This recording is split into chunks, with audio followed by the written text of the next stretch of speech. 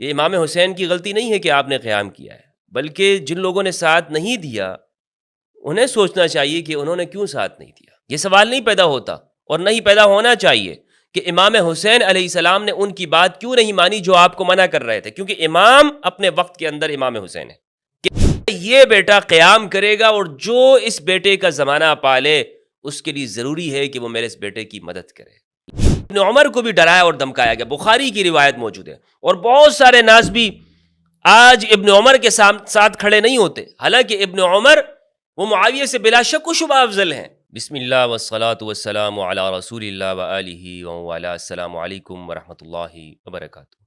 گزشتہ ویڈیو کے اندر ہم نے اس موضوع پر بات کی کہ امام حسین علیہ السلام نے کربلا کی جانب جو سفر کیا ہے اس کی کیا وجوہات تھی۔ یہ جو بیان کیا جاتا ہے کہ کوفہ کی جانب سے آپ کو خطوط ملے، وہاں کے لوگوں نے جو شیعان علی تھے انہوں نے آپ کو بلایا، 10,000 سے زیادہ خطوط بھیجے اور امام حسین علیہ السلام اسی طرح روانہ ہو گئے، اور صحابہ نے آپ کو منع کیا، روکا، لیکن آپ نے صحابہ کی بات نہیں مانی اور آپ پھر بھی کوفہ کی جانب چلے۔ اور اس شبہ کا ہم نے ازالہ کیا کہ یہ بیان کیا جاتا ہے، اس واقعے کو اس طور پر پیش کرتے ہیں کہ جو صحابہ تھے وہ آپ کے ساتھ خلوص رکھتے تھے اور انہوں نے آپ کو منع کیا، انہوں نے آپ کے کوفہ جانے پر اعتراض کیا اور وہ اس بات پر راضی نہیں تھے کہ آپ کوفہ جائیں، وہ منع کرتے جا رہے تھے، لیکن امام حسین پھر بھی کوفہ کی جانب گئے۔ اس واقعے کو ایسا پیش کرتے ہیں کہ گویا صحابہ آپ کے جانے پر راضی نہیں تھے، وہ آپ کے کوفہ کے سفر کو غلط سمجھ رہے تھے، انہوں نے امام حسین کو اس لیے روکا کہ وہ یزید کی حمایت کر رہے تھے اور امام حسین کو کہہ رہے تھے کہ آپ نہ جائیں، آپ کا یہ جانا غلط ہے۔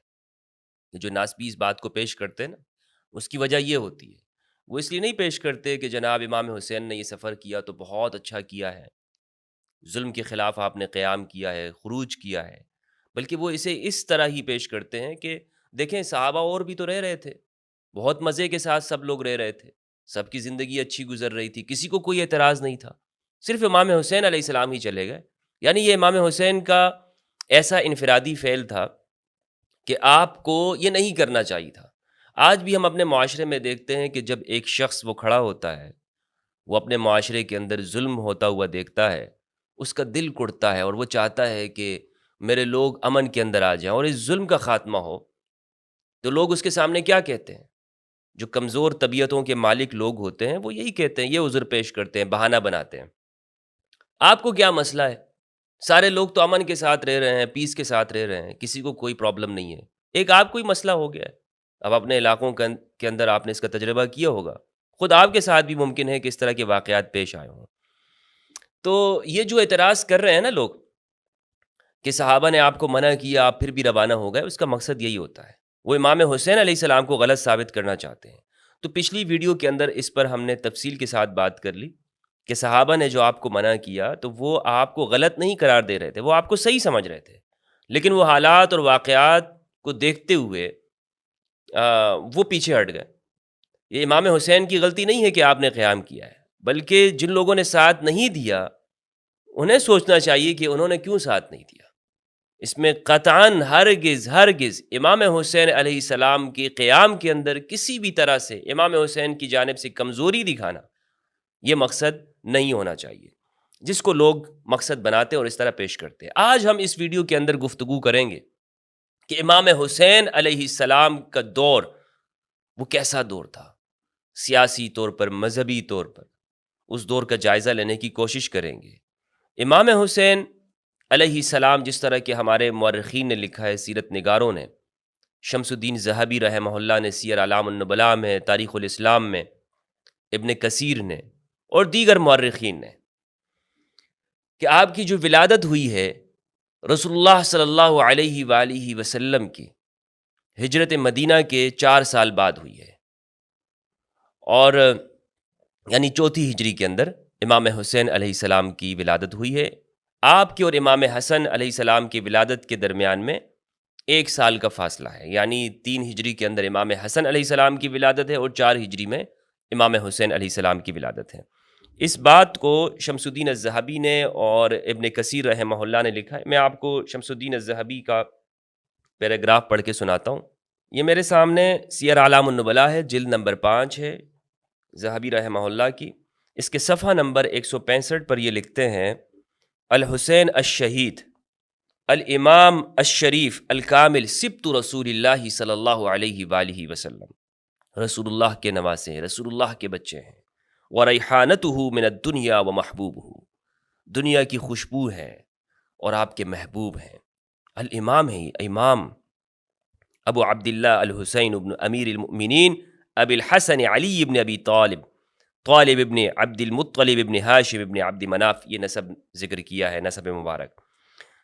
اگلی صدر میں کہتے ہیں: قال الزبیر مولدہ فی خامس شعبان، ان کی ولادت 5 شعبان کو ہی، سنت 4 من الہجرہ، ہجرت کے 4تھے سال۔ یہ ہے ذہبی رحمہ اللہ کی کا حوالہ میں نے آپ کے سامنے پیش کیا۔ اسی طرح ابن کثیر نے البدایہ والنہایہ میں لکھا ہے۔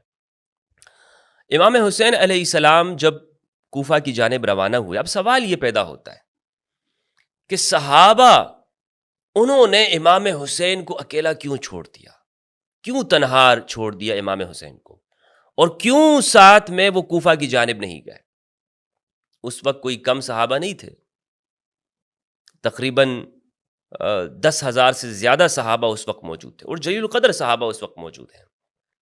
امام حسین کا ساتھ کیوں نہیں دیا؟ یہ سوال نہیں پیدا ہوتا کہ امام حسین نے ان کی بات کیوں مانی، یہ سوال نہیں پیدا ہوتا، اور نہیں پیدا ہونا چاہیے کہ امام حسین علیہ السلام نے ان کی بات کیوں نہیں مانی جو آپ کو منع کر رہے تھے، کیونکہ امام اپنے وقت کے اندر امام حسین ہے، صحابہ امام نہیں ہیں، اہل البیت امام ہے۔ ایک تو حدیث ثقلین بالکل واضح ہے، اس حدیث کو جو میں بار بار ذکر کرتا ہوں، یہ حدیث بالکل بنیادی طور پر ہمارے لوگوں کو یاد ہونی چاہیے جب بھی ہم اہل البیت کی بات کریں۔ امام صرف اور صرف اہل البیت علیہ السلام ہے، صحابہ پر بھی ان کی اتباع واجب ہے، لہٰذا اہل البیت کو مشورہ نہیں دیا جا سکتا۔ ہاں، اہل البیت کے بارے میں جو زمانے کے مخلصین صحابہ ہیں وہ ضرور اپنی رائے ظاہر کر سکتے ہیں، لیکن اہل البیت پر ان کی بات کو ماننا یہ واجب اور ضروری نہیں ہے۔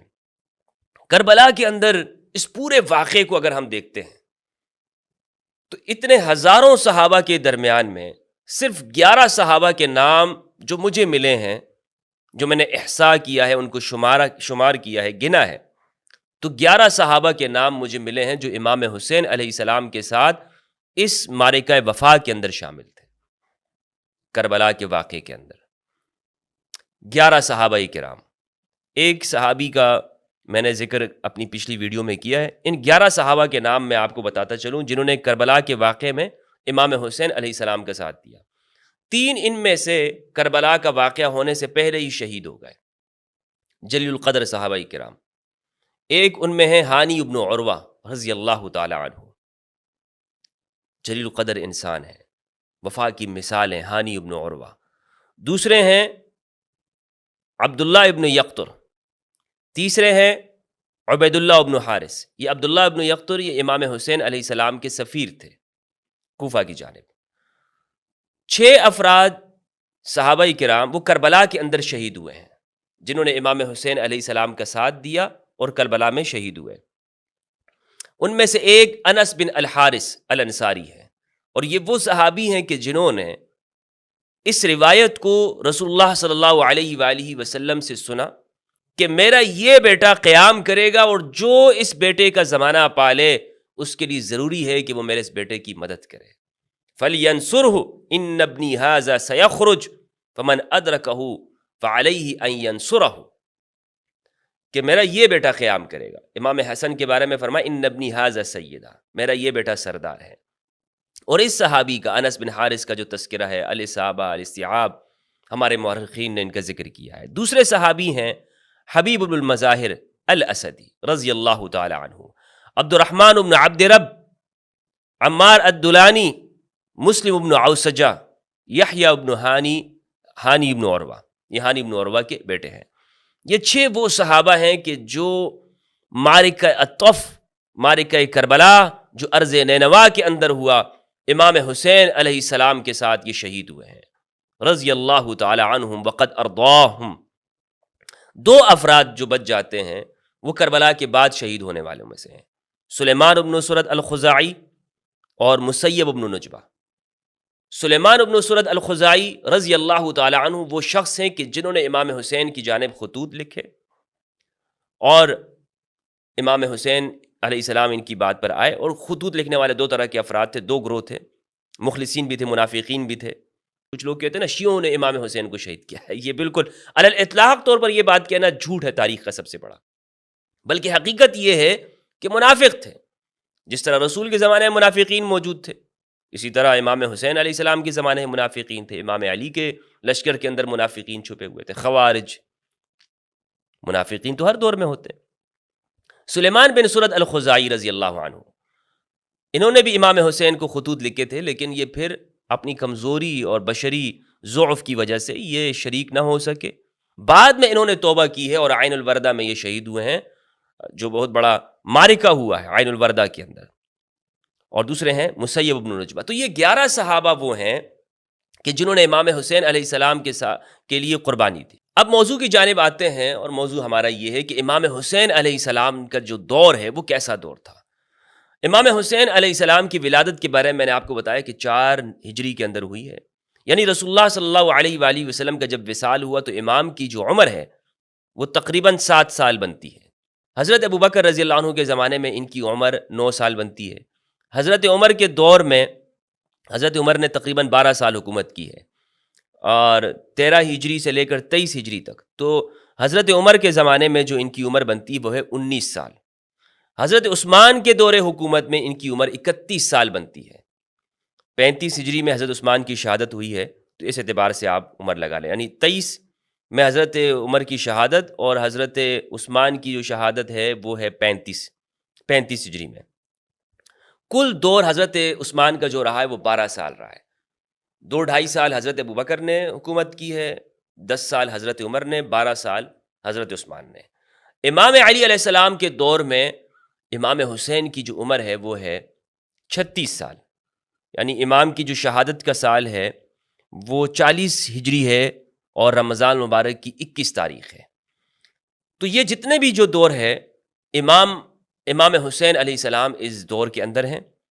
یہ میں نے امام کی جو عمر ہے اس لیے آپ کو بتائی تاکہ آپ کے سامنے یہ بات واضح ہو جائے کہ امام نے کیسا زمانہ پایا، اور کس سال کے اندر، کس دور میں، ابو بکر، عمر، عثمان، امام علی کے زمانے میں امام حسین کی عمر کیا ہے، اور وہ معاشرے کا جو تجزیہ کر رہے ہیں، دیکھ رہے ہیں وہ کیسا معاشرہ ان کو ملا ہے، سیاسی طور پر، معاشی طور پر، مذہبی طور پر۔ یعنی حضرت ابوبکر کے زمانے میں تو ایک دور امام حسین علیہ السلام کے اوپر یہ بھی آیا ہے کہ جب سیدہ زہرا علیہ السلام کا وصال اس حال میں ہوا ہے کہ سیدہ زہرا نے فدق کے مطالبے کے بعد جو حضرت ابوبکر سے ناراض رہی ہیں تو پوری زندگی ناراض رہیں۔ امام حسین علیہ السلام اس بات کو جانتے ہیں، خم کے مقام پہ موجود ہیں، غدیر خم میں سقیفہ کو جانتے ہیں۔ پھر حضرت عمر کا جو دور ہے وہ امام حسین علیہ السلام کے سامنے ہے، سیدہ زہرا کے مصائب ہیں، امام علی علیہ السلام کی تنہائی ہے، حضرت عثمان کی شہادت، اور کس طور پر وہ ہوئی۔ لوگوں نے اختلاف کیا، صحابہ اختلاف میں پڑ گئے، حضرت عثمان کے خلاف محاصرہ ہوا۔ اس سارے واقعے کے امام حسین علیہ السلام عینی شاہد ہیں۔ امام علی کے زمانے میں جو جنگ ہوئی ہے 36 ہجری کے اندر جنگ جمل ہوئی ہے، امام حسین اس میں میسرہ کے اوپر کمانڈر تھے، آگے بڑھ بڑھ کر حملہ کیا کرتے تھے، جلیل القدر یعنی شجاعت والے، طاقت والے۔ اور یہ جو روایت نقل کی جاتی ہے کہ امام حسین علیہ السلام وہ اپنے ناف سے نیچے رسول اللہ کے مشابہ تھے، تو اس کی جو تعبیر کرتے ہیں علماء وہ یہ کرتے ہیں کہ بہادری میں رسول اللہ کے مشابہ تھے۔ جس طرح رسول اللہ صلی اللہ علیہ وآلہ وسلم بہادر تھے، امام علی بہادر ہیں، امام حسین علیہ السلام بھی بہادر نوجوان ہیں، اور کسی بات کو اگر درست نہیں سمجھتے تو بالکل سامنے کہہ دیا کرتے تھے کہ یہ بات صحیح نہیں ہے، انکار کرتے تھے اس بات کے اوپر۔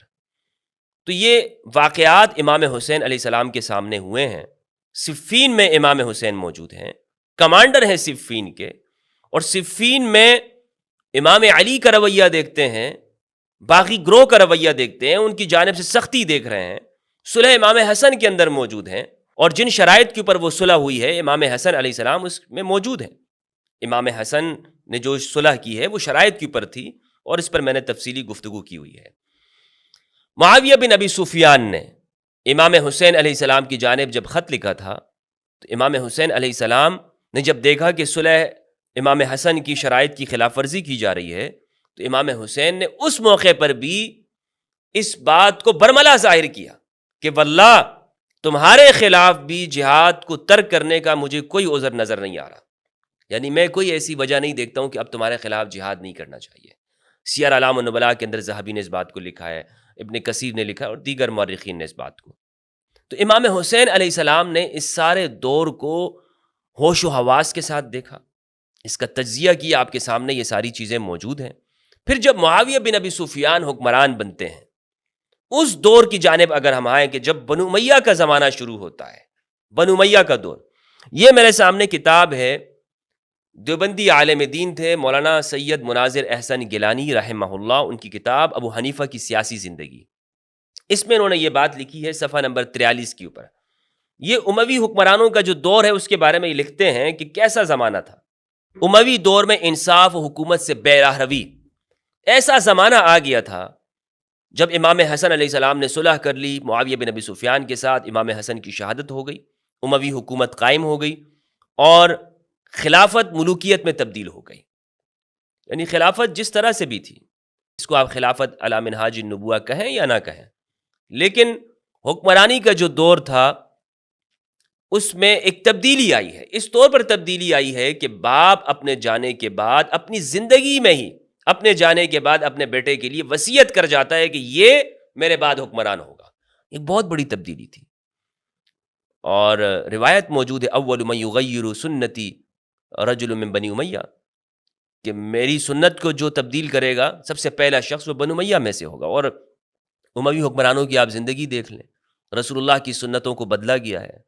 سنن نسائی کو آپ دیکھ لیں، حج کا تلبیہ چھوڑ دیا گیا، بسم اللہ کو چھوڑ دیا گیا، اسی طرح تکبیرات کو چھوڑ دیا گیا۔ بخاری کے اندر روایت موجود ہے 786 نمبر، اور فتح الباری میں ابن حجر اسقلانی نے جو اس کی شرح کی ہے، یہ ساری چیزیں اگر آپ دیکھیں گے تو یہ آپ کے سامنے یہ بات آئے گی کہ سنتوں کو چھوڑ دیا گیا، بدعات کو زندہ کیا گیا۔ یعنی یہ ایک طرح کی بدعت ہی تھی جو اموی زمانے کے اندر مناظر احسن گیلانی رحمہ اللہ نے یہ بات لکھی ہے، میں آپ کے سامنے پیش کرتا ہوں۔ یہ کہتے ہیں مگر جب خلافت نے سلطنت کا چولا بدلا اس وقت کیا ہوا اور کیا ہوتا رہا، ذکر کرتے ہوئے شرم آتی ہے۔ صرف یہی نہیں کہ قانون کے نافذ کرنے میں قریب اور بعید، دوست اور دشمن کا فرق کیا جاتا تھا، بلکہ ایسا معلوم ہوتا ہے کہ اسلامی قانون کی اپنی مطلب کے مطابق تشریح کا حق بھی ان بادشاہوں، خلیفوں اور ان کے ولات اور حکام نے اپنے ہاتھوں میں لے لیا تھا۔ یعنی جو ان کی مرضی ہوتی تھی اس کو یہ انصاف کہتے تھے، اور ظلم جس کے اوپر یہ چاہتے یہ ظلم کیا کرتے تھے۔ ٹیکس، بھاری برکم ٹیکس عائد کیے ہوئے تھے، جسے عمر بن عبدالعزیز نے اپنے زمانے میں ختم کیا تھا۔ انہوں نے ٹیکسوں کا نظام یعنی ہر اس شخص کے اوپر بھی لگاتے تھے کہ جو مسلمان ہو جاتا تھا۔ اگر ایک شخص غیر مسلم سے مسلمان ہو جاتا ہے تو ٹیکس تو معاف ہو گیا، جزیہ تو ختم ہو گیا، لیکن اس پہ بھی ٹیکس عائد کر دیا۔ بن عبدالعزیز نے اس کی مخالفت کی اور اپنے زمانے میں اس کو ختم کیا۔ تو امام حسین علیہ السلام نے یہ ساری چیزیں دیکھیں، اور پھر خود امام حسین سے، صحابہ سے جبری بیعت لی گئی، لینے کی کوشش کی گئی۔ امام حسین نے اور عبداللہ بن زبیر نے بیعت نہیں کی ہے، لیکن معاویہ بن ابی سفیان نے اپنی زندگی کے اندر ہی یہ کوششیں شروع کر دی تھی کہ اب چونکہ میں دنیا سے جانے والا ہوں تو میرے بعد یزید خلیفہ ہوگا، اور اس کے لیے انہوں نے لوگوں پر دباؤ ڈالنا شروع کیا۔ اب یہ میرے اپنے الفاظ نہیں ہیں، میں آپ کے سامنے اپنی باتوں کا حوالہ آپ کے سامنے پیش کرنا چاہتا ہوں۔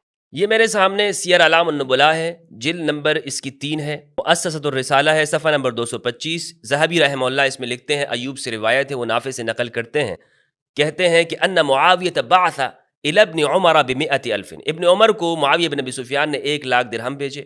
لما اراد ان یبایع لیزید، جب اس نے یہ ارادہ کیا معاویہ بن ابی سفیان نے کہ وہ یزید کی بیعت لیں، تو اس موقع پر ابن عمر نے کہا کہ ان دینی عندی اذا لرخیص، اگر یہ اس کا مطلب یہ ہے تو پھر تو میرا دین بہت سستے میں بک گیا۔ یہ نہیں کہ لوگوں کو مال کی لالچ دے کر بیعت لی گئی ہو، بلکہ ڈرا دھمکا کر بھی بیعت لی گئی۔ ذہبی نے ہی سیر اعلام النبلاء میں امام حسین علیہ السلام کی حالات زندگی میں لکھا، یہ میرے سامنے جلد نمبر 5 ہے۔ ذہبی لکھتے ہیں امام حسین علیہ السلام کی حالات زندگی میں بلغنا ان الحسین لم يعجبه ما عمل اخوه الحسن من تسلیم الخلافت الى معاویہ. امام حسین علیہ السلام کو یہ بات پسند نہیں آئی کہ معاویہ کو خلافت ملی ہے. بل كان رأيه القتال، امام حسین کی جو رائے تھی وہ تھی قتال کی. ولكنه كذب واطاع اخاه وبايع وكان يقبل جوائز معاویہ ومعاویہ يرى له ويحترمه ويجله. معاویہ ان کا احترام کیا کرتے تھے اور ان کو عزت کیا کرتے. فلما ان فعل معاویہ ما فعل بعد وفات السید الحسن من العہد بالخلافت الى ولده یزید. جب معاویہ بن ابی سفیان نے امام حسن علیہ السلام کے بعد اپنے جانے کے بعد خلافت یزید کے لیے لکھ دی، تألم الحسین، امام حسین علیہ السلام کو یہاں پر درد ہوا. وہ اس بات سے دردناک ہوئے، انہیں غم ہوا، درد ہوا. وحق له، اور یہ ان کا حق بنتا ہے. وامتنع هو وابن ابی بکر وابن زبیر من المبایعہ. امام حسین علیہ السلام بیعت سے رک گئے. ابن ابی بکر، عبد الرحمن ابن ابی بکر حضرت ابو بکر رضی اللہ تعالیٰ عنہ کے بیٹے ہیں اور ان کو قتل کیا گیا ہے. اور ابن زبیر من المبایعات، بیعت کرنے سے، یہ لوگ بیعت کرنے سے رک گئے. حتی قہرہم معاویہ، یہاں تک کہ ان کو قہر کیا ان کے اوپر معاویہ نے، ان کے اوپر قہر کیا. وَأَخَذَ بَيْعَتَهُمْ مُكْرَهِينَ، اور ان لوگوں کی بیعت لی زبردستی، مکرہین، اکراہ کر کے. وَغُلِبُوا وَعَجَزُوا عَنْ سُلْطَانِ الْوَقْت، یہ وقت کے بادشاہ کے سامنے بے بس ہو گئے. فلما مات معاویہ، جب معاویہ کا انتقال ہوا، تسلم الخلافت یزید وبایعہ اکثر الناس ولم یبایع له ابن الزبیر ولا الحسین. اور جب معاویہ کا انتقال ہوا، یزید کے پاس حکومت اور اقتدار آیا، تو لوگوں نے بیعت کر لی، لیکن ابن زبیر نے اور حسین علیہ السلام نے بیعت نہیں کی. امام حسین نے اور ابن زبیر نے بیعت نہیں کی. یہ ہے کہ زبردستی بھی لوگوں سے بیعت لی گئی. اور یہی بات البدایہ والنہایہ کے اندر ابن کثیر رحمہ اللہ نے لکھی. البدایہ میں جلد 8 صفحہ 115 میں اس بات کو انہوں نے لکھا ہے. لکھتے ہیں 56 ہجری کے واقعات کو یہ لکھتے ہیں. وفیہا دعا معاویۃ الناس الی البیعۃ لیزید. اس 56 ہجری کے اندر معاویہ نے لوگوں کو یزید کی بیعت کی جانب بلایا. لیزید ولدہ ان یکون ولی عہدہ من بعدہ، جو کہ ان کے بیٹے ہیں کہ وہ ان کے بعد ولی عہد ہوں گے. وکان قد عزم قبل ذلك على هذا فی حیات المغیرۃ بن شعبہ فروى ابن جریر. اور یہ مغیرہ بن شعبہ کی اس سے پہلے بھی انہوں نے ارادہ کیا تھا مغیرہ بن شعبہ کے کہنے کی وجہ سے، اور یہ پورا واقعہ انہوں نے یہاں پہ لکھا ہوا ہے کہ مغیرہ بن شعبہ نے کس طرح سے امام حسین معاویہ بن ابی سفیان کو یہ مشورہ دیا کہ آپ نے یہ کام کرنا ہے. آگے کہتے ہیں اگلے صفحے میں، صفحہ نمبر 116 میں، وَكَانَتْ هَذِهِ السَّنَةُ شَرَعَ مُعَاوِيَةُ فِي نَظْمِ ذَلِكَ لِيَزِيدَ وَالدُّعَاءِ إِلَيْهِ، کہ اس سال میں معاویہ نے اب ترتیب کے ساتھ یہ کام کرنا شروع کر دیا کہ لوگوں کو یزید کے لیے بیعت لی جائے. وَعَقَدَ الْبَيْعَةَ لِوَلَدِهِ يَزِيد، اور یزید کے لیے بیعت کو لکھ دیا. وَكَتَبَ إِلَى الْآفَاقِ بِذَلِكَ، اور پورے ممالک میں اس بات کو روانہ کر دیا. فبايع له الناس في سائر الاقاليم الا عبد الرحمن ابن ابی بکر وعبد اللہ ابن عمر والحسین ابن علی وعبد اللہ ابن زبیر وابن عباس. ان لوگوں نے بیعت نہیں کی. ابن عمر نے بعد میں بیعت کر لی تھی، اور بخاری کی روایت بھی موجود ہے ابن عمر نے بیعت کر لی، لیکن ابن عمر کو بھی ڈرایا اور دھمکایا گیا. بخاری کی روایت موجود ہے. اور بہت سارے ناس بھی آج ابن عمر کے ساتھ کھڑے نہیں ہوتے، حالانکہ ابن عمر وہ معاویہ سے بلا شک و شبہ افضل ہیں. یعنی اگر صحابہ کی اس ترتیب کو دیکھا جائے تو ابن عمر حضرت عمر کے بیٹے اور صاحبزادے ہیں، اور اس کے مقابلے میں یعنی تو وہ پہلے اسلام قبول کرنے والے، غزوہ خندق کے اندر موجود ہے ابن عمر، بیعت رضوان کے اندر موجود ہیں. معاویہ بن ابی سفیان وہاں پہ موجود نہیں ہے. زبردستی ڈرا دھمکا کر لوگوں کے سامنے. صحیح بخاری کا نمبر میں آپ کو بتا رہا ہوں، صحیح بخاری کے اندر روایت ہے. اور عبداللہ ابن عمر کے جو حالات زندگی ہے وہ آپ اسد الغابہ کے اندر دیکھیں، وہاں بھی موجود ہیں. صحیح بخاری میں کتاب المغازی باب غزوۃ الخندق وہی الاحزاب، یہ عنوان ہے. اس میں روایت کا نمبر ہے 4108. سند کو میں چھوڑتا ہوں، زہری سے روایت ہے، وہ سالم سے نقل کرتے ہیں، وہ ابن عمر سے. وہ کہتے ہیں مجھے ابن طاؤس نے، انہوں نے اکرم بن خالد سے، انہوں نے ابن عمر سے.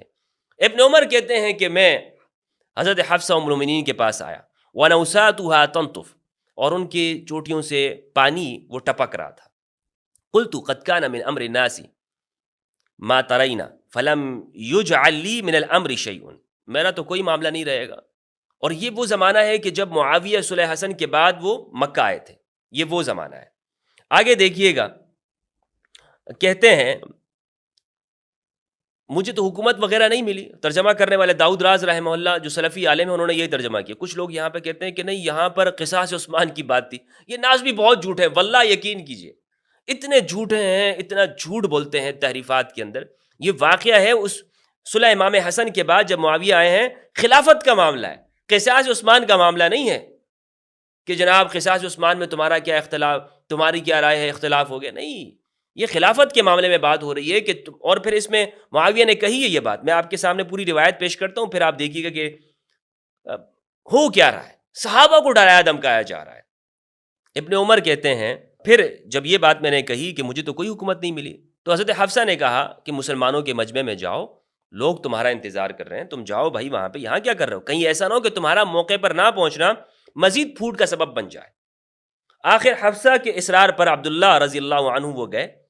پھر جب لوگ وہاں سے چلے گئے تو معاویہ نے خطبہ دیا اور کہا کہ خلافت کے مسئلے پر جسے گفتگو کرنی ہو وہ ذرا اپنا سر تو اٹھائے، سر تو اٹھا کے دیکھو ہمارے سامنے خلافت کے معاملے میں۔ یہاں پر عربی زبان کے جو الفاظ ہیں وہ میں آپ کے سامنے پیش کرتا ہوں۔ عربی کے الفاظ ہیں، کہتے ہیں خطب معاویۃ قال من كان يريد ان يتكلم في هذا الامر فليتل لنا قرنه فلنحن احق به منه ومن ابيه۔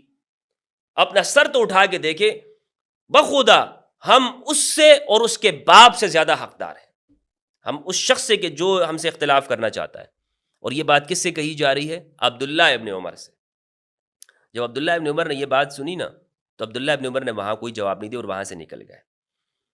عبداللہ ابن عمر کہتے ہیں کہ میں نے اسی وقت اپنی لنگی کھولی، کہتے ہیں کہ میں نے ٹائٹ کی اپنی لنگی، اس کو کھول دیا تاکہ بالکل ایزی ہو جاؤں میں، اور میں نے چاہا کہ میں جواب دے دوں، لیکن پھر میں نے یہ کہنا چاہ رہا تھا کہ ان سے کہوں کہ تم سے زیادہ خلافت کا حقدار وہ ہے جس نے تم سے اور تمہارے باپ سے اسلام کے لیے جنگ کی تھی۔ اللہ اکبر۔ عبداللہ ابن عمر کیا کہہ رہے ہیں کہ بھائی تم تو اس وقت مسلمان ہی نہیں تھے جو ہم دین کے لیے قربانیاں دے رہے تھے، اور تمہارے خلاف لڑ رہے تھے۔ معاویہ بن ابی سفیان سے کہا کہ تمہارے خلاف اور تمہارے باپ کے خلاف ہم لڑ رہے تھے۔ عبداللہ ابن عمر رضی اللہ تعالیٰ عنہ کہہ رہے ہیں، یہ صحابہ عبداللہ ابن عمر، ان کا موقف دیکھیے۔ اور آج ناسبیوں کو دیکھیے کہ ناسبی وہ عبداللہ ابن عمر رضی اللہ تعالیٰ عنہ ان کے اس واقعے کو بیان نہیں کرتے۔ کیوں نہیں کرتے؟ اور برابر کرنے کی کوشش کرتے ہیں۔ اب آگے دیکھیے گا، کہتے ہیں کہ جب میں نے یہ بات کہی نا، کہنا چاہا، لیکن پھر میں ڈرا کہ کہیں میری اس بات سے مسلمانوں میں اختلاف نہ بڑھ جائے۔ میں یہ کہنا چاہ رہا تھا اور خونریزی نہ ہو جائے، میری بات کا مطلب میری منشا کے خلاف نہ لیا جانے لگے، کچھ لوگ بات کا بتنگڑ نہ بنا لیں۔ اس کے بجائے مجھے جنت کی وہ نعمتیں یاد آ گئیں جو اللہ تعالیٰ نے صبر کرنے والوں کے لیے جنت کے لیے تیار رکھی ہیں۔ میں نے کہا بھائی چھوڑ دو ان معاملوں کو، جو بولتا ہے بولنے دو۔ حبیب ابن ابی مسلم نے کہا کہ اچھا ہوا آپ محفوظ رہے اور بچا لیے گئے، آفت میں نہیں پڑے، بول دیتے نا تو آفت آ جانی تھی تمہارے اوپر۔ تو یہ آگے تابعی نے یہ بات کہی ہے، تابعی کی کمنٹ ہے، کیونکہ وہ دیکھ رہے تھے۔ تو یہ واقعہ میں نے آپ کے سامنے اس لیے پیش کیا کہ امام حسین علیہ السلام اس دور کے اندر جی رہے ہیں، وہ دیکھ رہے ہیں کہ زبردستی لوگوں سے بیعت لی جا رہی ہے، ڈرا کر دھمکا کر، اور دین کے معاملات کو جس طرح میں نے الفاظ آپ کے سامنے مناظر حسن گیلانی کے پیش کیے کہ اموی زمانے کے اندر وہ کہہ رہے کہ سر شرم سے جھک جاتا ہے، قانون کی حالت، انصاف کی حالت، لوگوں کو قتل کیا جانے لگا۔ اور آپ نے واقعہ حرہ میں دیکھا ہوگا کہ مسلم بن عقبہ نے وہاں پر 10,000 صحابہ کو شہید کیا، 10,000 صحابہ کو، اور اس کے بعد بھی وہ کہتا ہے کہ الحمدللہ۔ ایسے گورنروں کو تعینات کر دیا گیا تھا۔ تو ایسے زمانے میں صحابہ کیسے امام حسین کا ساتھ دیتے؟ عبداللہ ابن عمر جیسا شخص جو حضرت عمر کا بیٹا ہے، اس نے حالات کے ساتھ ساز باز کر لیا، خاموش ہو گئے، چپ ہو گئے، اپنی زبان کو بند کر دیا کہ نہیں بھئی حق تو میرا بنتا ہے عبداللہ ابن عمر کا۔ عبد الرحمن بن ابی بکر، حضرت ابوبکر کے جو بیٹے ہیں، انہوں نے تو اپنے حق کو ظاہر کیا اور ان کو پھر قتل کر دیا گیا۔ حضرت عائشہ نے کہا بھی تھا کہ اگر میں چاہوں تو آپ کو قتل کا پلان کرنا میں آپ کے لیے کر سکتی ہوں، کیا آپ کو خوف نہیں ہوا؟ تو صحابہ کو شہید کیا گیا، اسی لیے اتنا روب دبدبہ قائم کیا گیا اسلحے کے زور کے اوپر کہ امام حسین علیہ السلام کے ساتھ لوگ روانہ ہی نہیں ہوئے۔ اور یہ ممکن ہے کہ اکثریت وہ حالات کے ساتھ حالات کے سامنے اپنے سر کو جھکا لے. تو جب صحابہ نے اپنے سر کو جھکا لیا حالات کے ساتھ انہوں نے دیکھ لیا کہ یہ حالات جس طرف جا رہے ہیں ہمیں بھی اس طرف جانا ہے، وگرنہ تو شہادت ہے اور یہ ممکن ہے بالکل. میں نے آپ کے سامنے گزشتہ ویڈیو کے اندر بھی روایت پیش کی، مستدرک الحاکم کی روایت، کہ حضرت عمر کو رسول اللہ صلی اللہ علیہ وآلہ وسلم نے خیبر فتح کرنے کے لیے بھیجا تھا، لیکن وہ واپس آ گئے، فتح نہ کر سکے. پھر اگلے دن امام علی علیہ السلام کو بھیجا اور انہوں نے فتح کیا. تو ایسا ممکن ہوتا ہے کہ جنگوں سے واپس ہو جائیں. صحابہ واپس ہوئے جنگوں سے، واپس آ گئے، فتح نہ کر سکے ایک کام کو، اور پھر ایک دوسرے کے اوپر الزام بھی لگاتے رہے. مستدرک الحاکم کی جو روایت ہے اسکرین کے اوپر آپ دیکھ رہے ہوں گے. تو میرے بھائیوں یہی وہ بنیادی چیز ہے. لوگ اس کو سمجھ نہیں پا رہے اور وہ کہہ رہے ہیں نہیں بھائی صحابہ نے منع کیا ہے پھر کیوں روانے. وہ خدا کے بندو صحابہ رسول اللہ نے فرمایا میرے بعد تم اشد اختلاف، میرے بعد تم اختلاف میں پڑ جاؤ گے. اور اس روایت کو امام حسین علیہ السلام نے نقل کیا ہے. امام حسین اس واقعے کی گواہ ہیں کہ رسول اللہ نے صحابہ کو فرمایا کہ میرے بعد تم اختلاف کر جاؤ گے. تو لہٰذا اگر صحابہ نہیں گئے ہیں، صحابہ نے اکیلا چھوڑ دیا ہے، تنہا چھوڑ دیا ہے، تو اس پر امام حسین علیہ السلام کے اوپر کوئی حرف نہیں آتا، کوئی انگلی نہیں آتی کہ جناب امام حسین نے ان کی بات کیوں نہیں مانی. تو یہ وہ وجوہات تھی جو میں نے آپ کے سامنے بیان کی. اللہ سبحانہ و تعالیٰ سے دعا ہے کہ پروردگار ہم سب کو اہل البیت کی معرفت عطا فرمائے، قرآن مجید میں تدبر کرنے کی اور حق سچ کہنے کی توفیق دے. والسلام علیکم ورحمۃ اللہ وبرکاتہ.